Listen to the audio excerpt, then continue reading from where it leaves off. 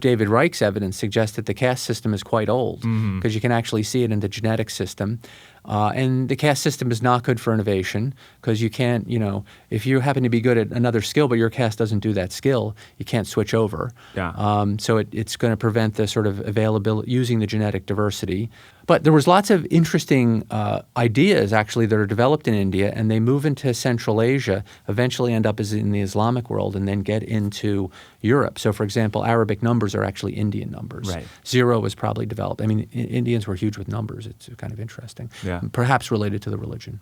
Not that this would be a justification for the caste system, but is there any way in which the specialization it engendered would be good from the perspective of this collective brain perspective? Yeah, so specialization is good. And so the interesting thing about most human societies is specialization not automatically, it tends to evolve along some kind of kinship line. So in Oceania, there were different clans, and each clan, there'd be like a canoe building clan and a warrior clan. So that allows specialization, but it doesn't allow you to harness the genetic diversity because it's not like the canoe building clan had special canoe building genes. It's just that you would pass down this cultural knowledge. Now, a better system, but it seems hard to evolve, is one in which we all select into occupations in which we think we're good at. But for that world to exist, you need a world of voluntary associations with emphasis on the individual rather than on the group.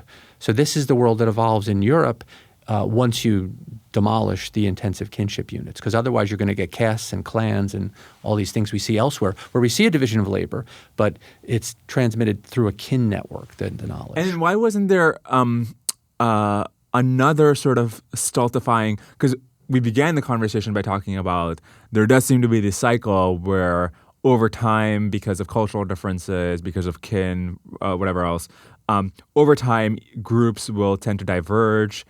Languages, culture, other things you mentioned tend to diverge over time. Why didn't the same thing happen in Europe where, let's say in the 3rd century or 5th century, the church starts doing this stuff, and then by 1,000 years later, if you're like part of this guild or whatever, now that's become like the new kin, and now there's actually less mobility again?